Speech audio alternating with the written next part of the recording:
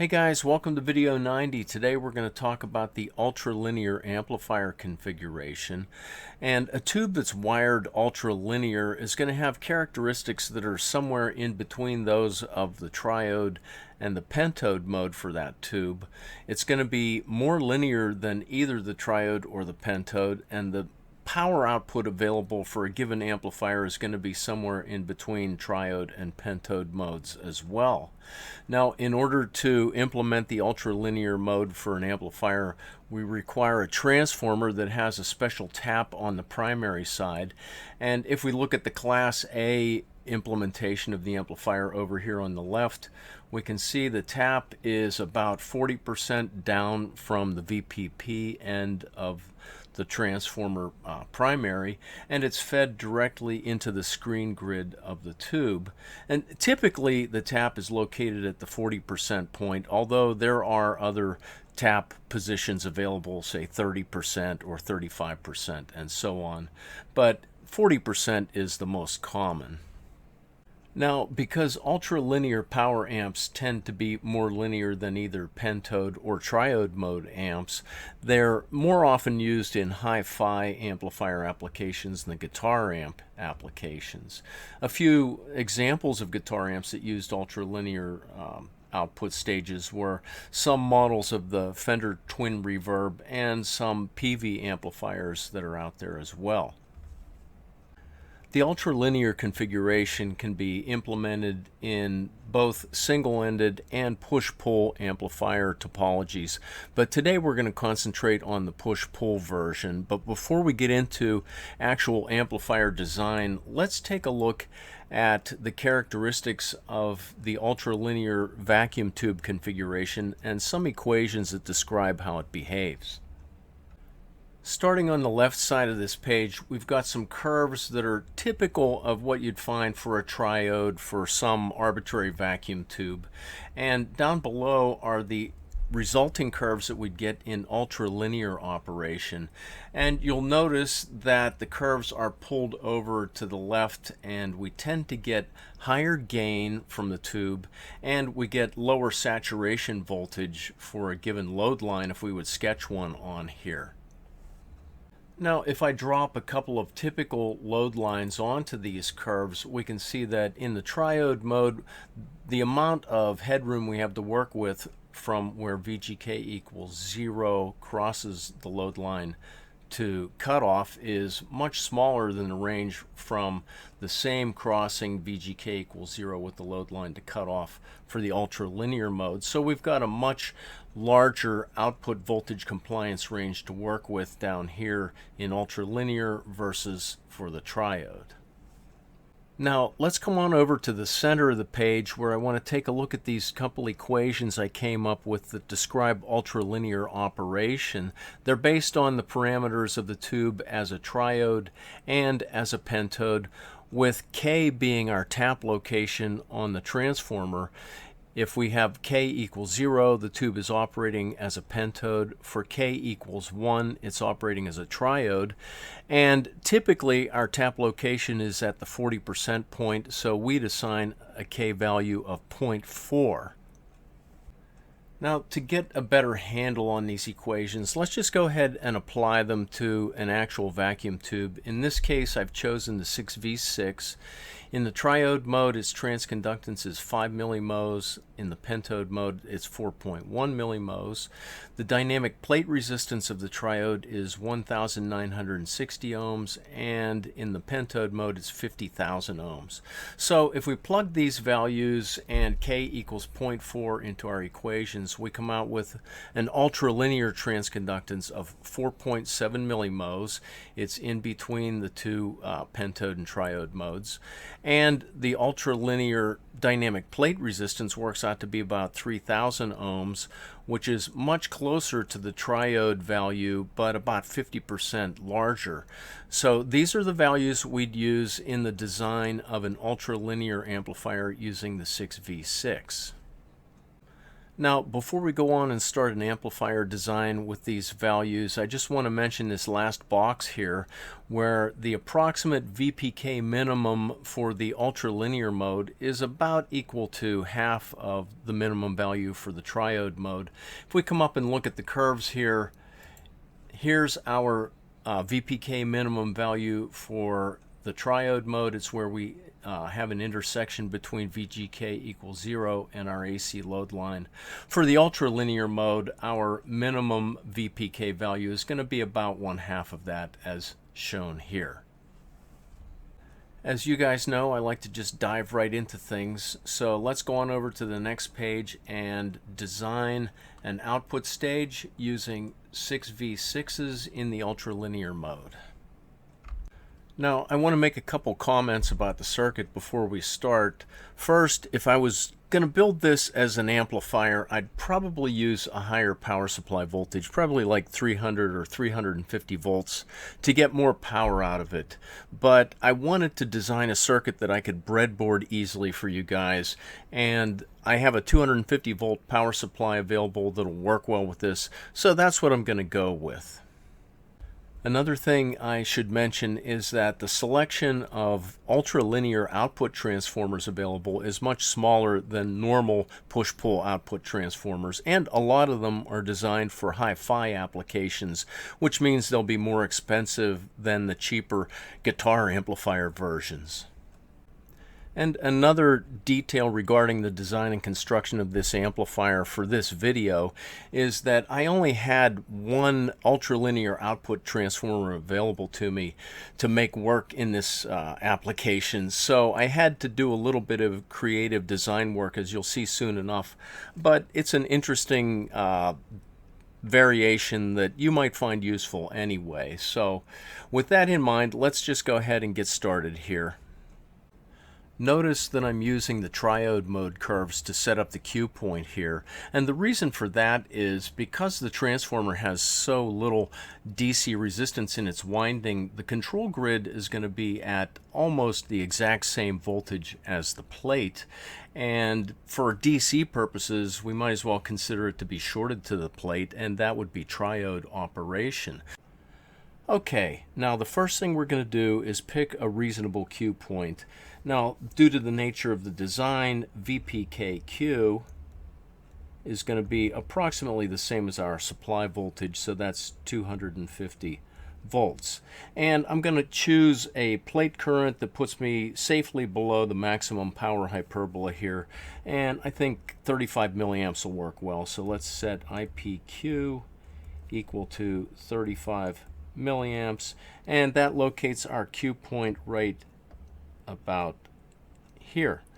All right, now let's assume this cue point is centered on the AC load line, so that means our load line is going to extend from twice IPQ, that would be 70 milliamps right here, over to twice VPKQ, 500 volts, and that's right here. And it's a little tough getting it lined up perfectly, but there we go. Okay, so there's our AC load line. For the next step, why don't we determine the grid voltage required for this cue point. So if we come over to our graph, we see that the cue point's almost right on the VGK equals negative 15 volt curve. So let's just go with that. We'll say VGK equals negative 15 volts. And we'll determine our cathode resistor next. Now notice that I've got the screen grid current set for about 2 milliamps, and if you wanted to, you could just ignore it, call it 0. It would throw things off a bit, but not too bad. So our actual cathode current for each tube, I sub k, is going to equal I sub p q plus I sub s, and that's about 37 milliamps. The next thing I'm going to do is determine the cathode resistor I'd require for a single tube operating by itself, and that would be R sub k equals negative VGK divided by I sub k. So we've got 15 volts divided by 37 milliamps, and that gives us an RK value of about 405 ohms. Now, because we're actually using two tubes feeding into a single cathode resistor R sub kk, and we still require the same VGK value, we can just cut this in half, which gives us a required value for R sub kk of RK divided by 2, which is pretty darn close to 200 ohms. So our total cathode current I sub kk is equal to twice the individual. That was 2 times 37. So that's going to be about 74 milliamps. And the power dissipation of R sub kk here is P sub RKK equals IKK squared times RKK, and that works out to be what, 74 milliamps squared times 200 ohms is a power dissipation of about 1.1 watts. So we'd use a 2-watt resistor over here. So let me fill this in. We've got 200 ohms at 2 watts. All right, and this bypass cap, remember, for push-pull amps, it's not really necessary, but if we were going to include it, 100 microfarads would be plenty. And the voltage, as long as it's sufficiently greater than VGKQ, say 25 volts, that would be just fine.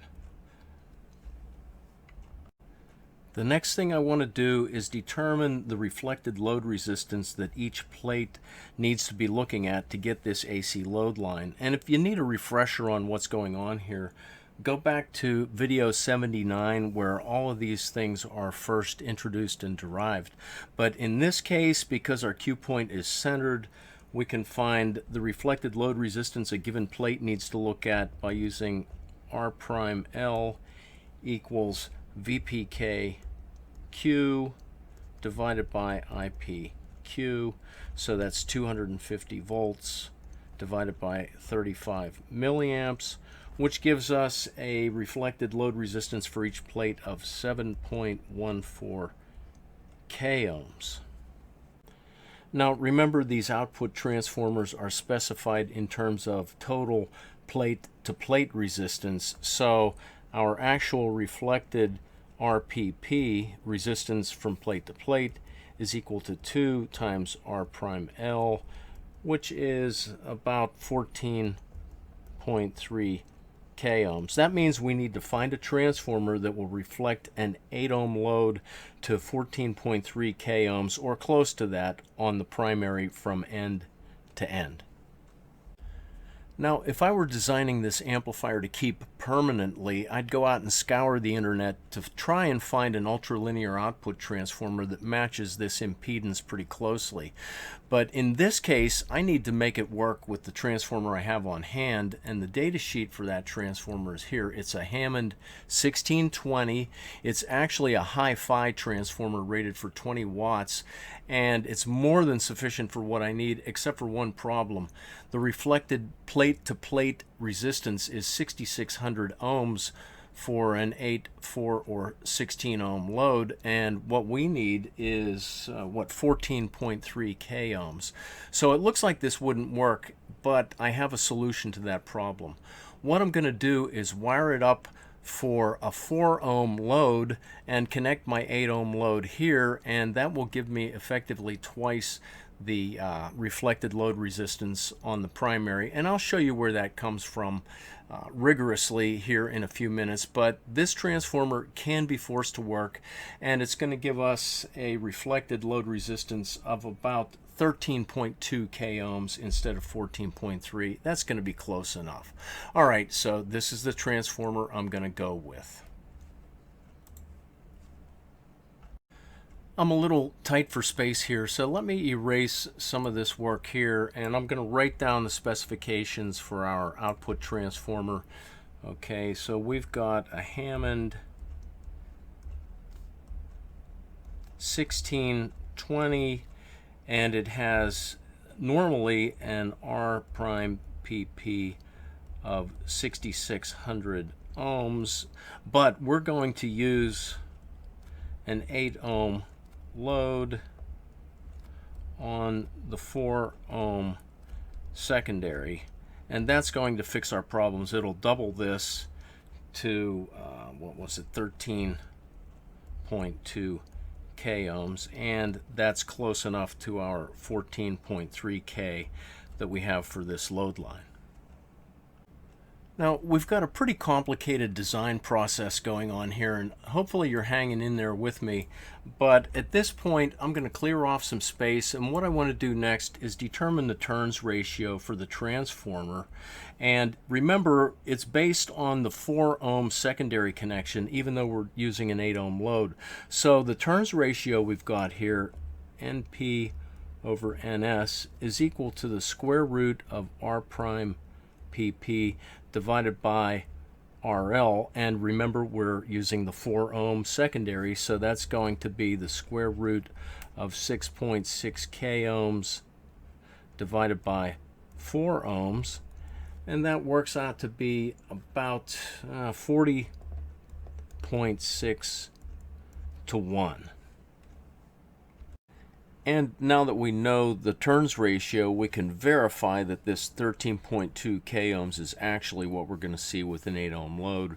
Remember, R prime PP is equal to RL times NP over NS squared. So that's 8 ohms times 40.6 squared, and that works out to be 13.2 k ohms, which verifies that our reflected plate-to-plate resistance is pretty close to what we're after.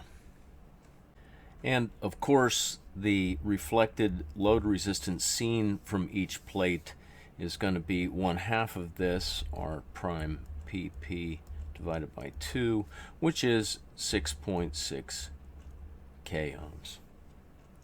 Let's clean up our workspace a little bit here, and we'll determine the voltage gain next. Alright, so first we need to determine R prime P, the small signal resistance at the plate, and R prime P is equal to little rp for the ultralinear connection, which is 3 k ohms, in parallel with R prime L. So again, that's 3 k ohms in parallel with 6.6 k ohms based on our 8 ohm load on this transformer, and that gives us a value of about 2.1 k ohms. And the voltage gain then, at least from plate to grid, we'll call A prime V, that's equal to GM times R prime P. Our GM is 4.7 millimos times 2.1 k ohms, and so our voltage gain from each plate relative to its grid is about 9.9, and we could round that to 10, but 9.9 it is. Now, based on this value, the overall voltage gain, I'll just call AV, remember, is 2 times A prime V times NS over NP. So we've got 2 times 9.9 times 1 over 40.6, which works out to be an overall voltage gain of about 0.5. Now let's make a little room here at the bottom of the page, and we'll take a look at the large signal limits of the amplifier. And let's clear this space off over here too. Alright, now let's start with the easy stuff. Over here is VPKQ at 250 volts. VPKQ. Here is VPK cutoff at 500 volts. Here is IP in saturation at 70 milliamps. And next, let's find where the AC load line intersects the VGK equals 0 volt curve. That's right about here, and this will define our minimum plate voltage, or plate to cathode voltage, and it looks like about 135 volts or so, and that is again VPK minimum. Now keep in mind we're using the triode curves here, but we're actually operating in the ultralinear mode, and that means we need to use this approximation to determine our actual minimum VPK value.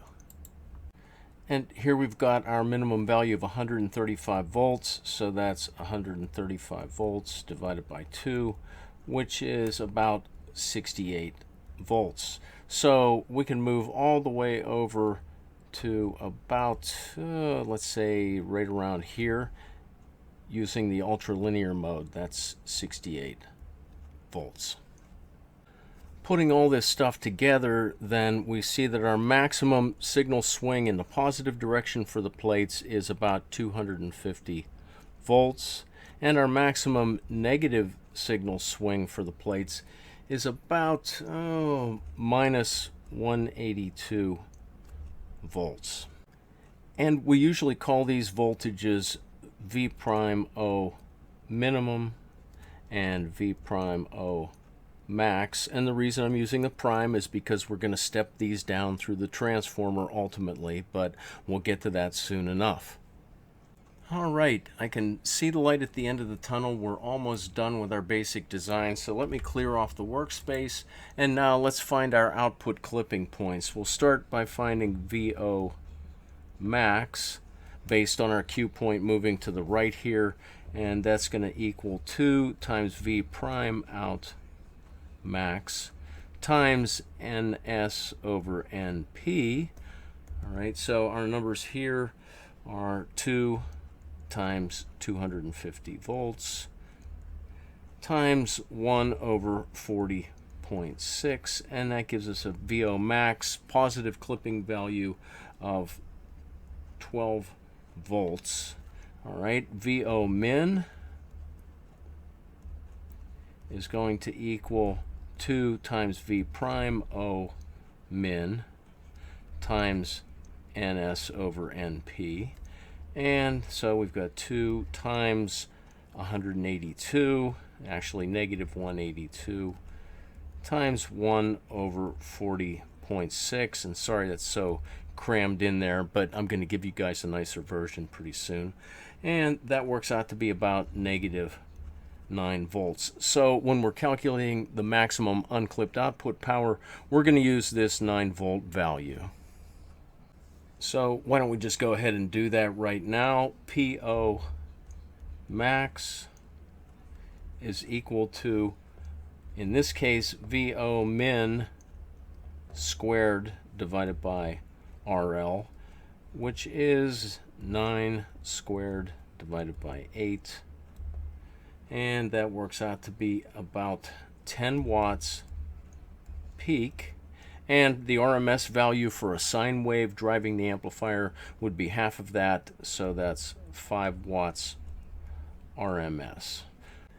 And finally, we've reached the point where I can give you the nice consolidated versions of all this information. And over here I'm going to start with our plate characteristic curves, and I've also included the Pentode mode curves here so we could do a little bit of a comparison of the 3 different modes of operation. Now, looking at both sets of curves, we see that all 3 modes of operation, Pentode, Triode, and Ultralinear, give us a 250 volt swing in the positive direction for our plates. The difference is in the negative going direction of our plate voltage.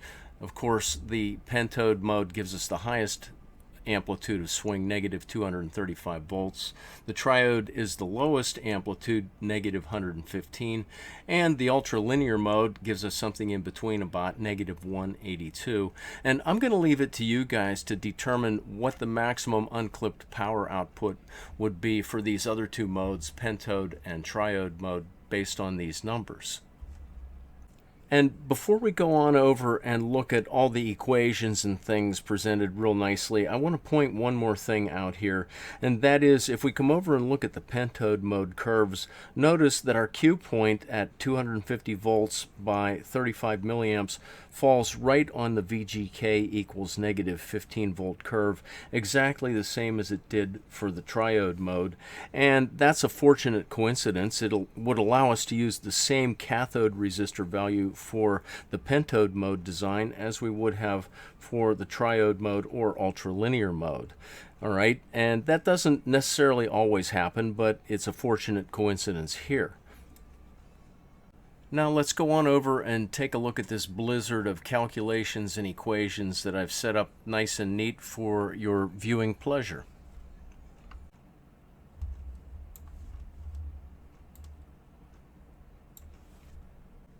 I tried to organize things here as logically and concisely as I could.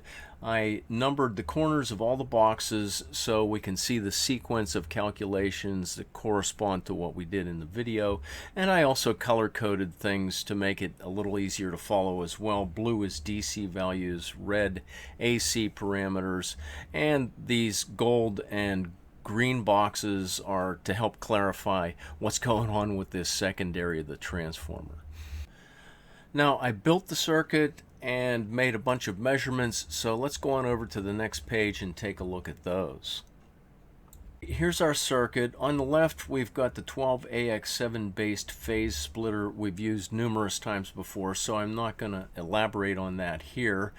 The values we've got in blue boxes are theoretical calculations. The red box values are measured, and any values with two boxes are where the measured and calculated values are identical. Now, starting with our plate currents, this upper 6V6 had a plate current of 33.5 milliamps versus 35 calculated. Very good agreement. Down here on the bottom we've got a little higher plate current at 35.5 milliamps. Again, that's pretty good. And our screen grid currents are also very close. The upper 6V6 has 2.5 milliamps versus the 2 milliamp estimate we made. And down at the bottom here we've got 1.7 milliamps, which is a little bit lower than the 2 milliamp estimate. Finally, over here, our total cathode current I sub kk is 73 milliamps, and that's very close to the theoretical value of 74. Now, if we come over here, our actual measured voltage gain was 0.54 versus the theoretical of 0.5. Very good agreement. Our measured maximum V out before clipping was 7.8 volts. We calculated 9, but this is, again, pretty reasonable considering that our transformer is not exactly matching the impedances we were after. And finally, the actual maximum unclipped output power was 3.8 watts RMS versus the theoretical value of 5. I'm going to show you guys the lab setup and some scope traces in a second, but before we do that, just a couple more little details here. Notice I used 220k ohms for my grid resistors for the 6V6s. Those are good values, reasonable for a circuit like this, and I also included the phasing dots on the transformer, and the interpretation here is that the output is going to be 180 degrees out of phase with the primary. We'd need to know this phase relationship if we were going to connect some negative feedback from the output back somewhere else within our amplifier. All right, now let's go on over and take a look at the actual experimental setup.